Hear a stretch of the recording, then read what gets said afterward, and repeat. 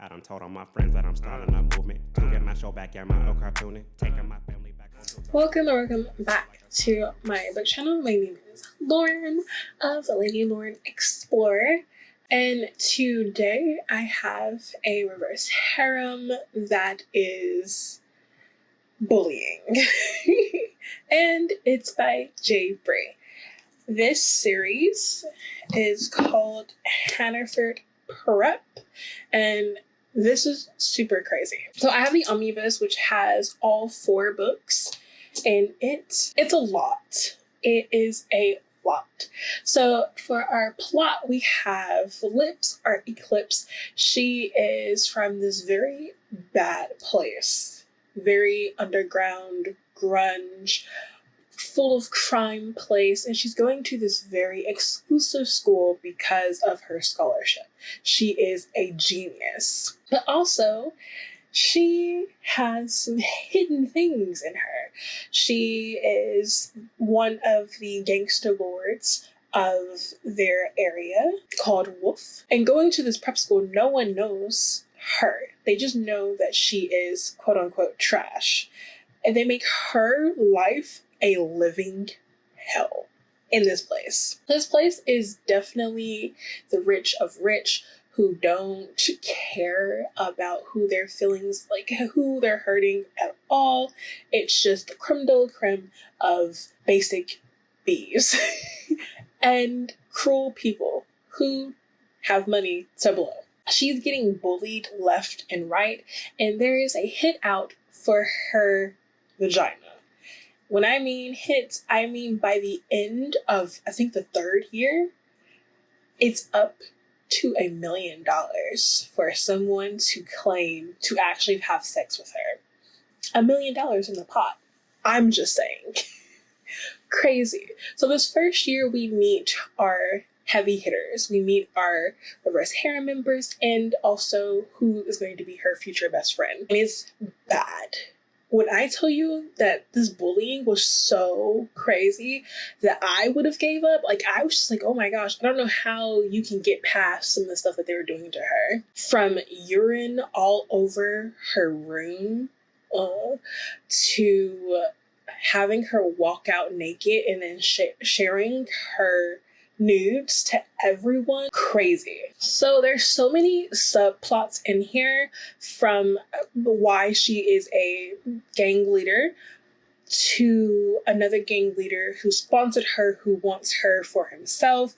Then we have the reverse harem, and then we also have the reverse harem's enemies. And it seems like every which way we're turning in this book, someone is out to get them, mainly her. And it's very overwhelming and also like anxiety inducing, because every single, like almost every other page is a plot that she's trying to get through or learning about. There's so many villains in this book that after the first year, when we get our reverse harem members who aren't villains anymore to 2nd year, it just keeps piling up, and you're just like, oh my gosh, what's going on?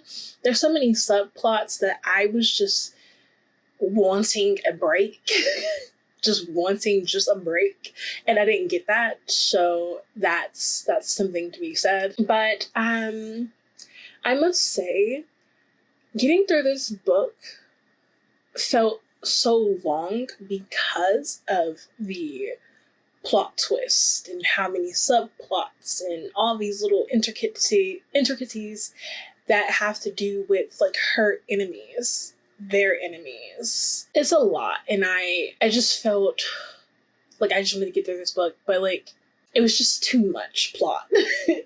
Also, when we finally get to the spice, it's not even spicy. There was so much plot that the spice just took a 5th seat. It was bad for my spice reading. Like, it was a 1 for spice.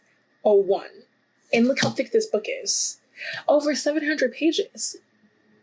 And it's not spicy like that. Ugh. It was bad. I gave this book a 3, mainly because of how many subplots that were going on in the spice. I was just so taken aback. I just couldn't give it. Like, I was so blue-balled with everything. Like, I understand why at first she couldn't have any kind of sexual contact like that because of what was going on in the plot with one of her enemies, who also is still, like, towards the end, then we get a resolution. But, like, for the first, like, 2 to 3 years, nothing. And then the final year, just, like, balls to the walls, kind of crazy. And then I was just so disappointed in the spice. So yeah, a 3. Then we have book 5, which is Make My Move.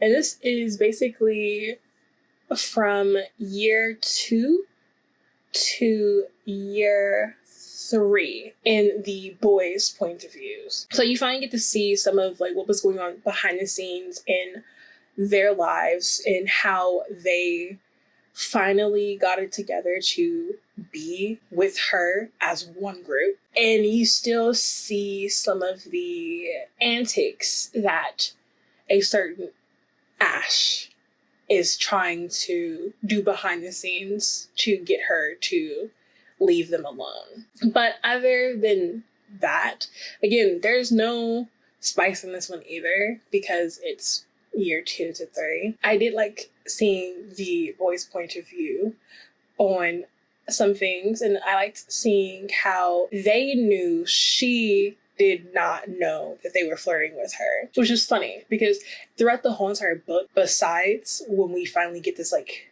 confrontation of them liking her, she has no idea that they like her. She doesn't know how to flirt, so she doesn't know that they're flirting with her, which is wild. This is a 2. Overall, these are, I would say, a 3.25. So I would recommend reading this if you love reverse harems and love plot. Like, the spice doesn't matter to you, but if you love plot, this just has so much. You'll get twisted and turned, and you're just like finding out some crazy things. Yes. This is for you. I hope you enjoyed this. Quick, easy, and to the point, I hope. My name is Lauren. I post a video Monday, Wednesday, Friday, and sometimes Sunday, so please be subscribed so you can get notified when I have uploaded. I hope you all have a wonderful day, and I'll see you in my next video. Bye!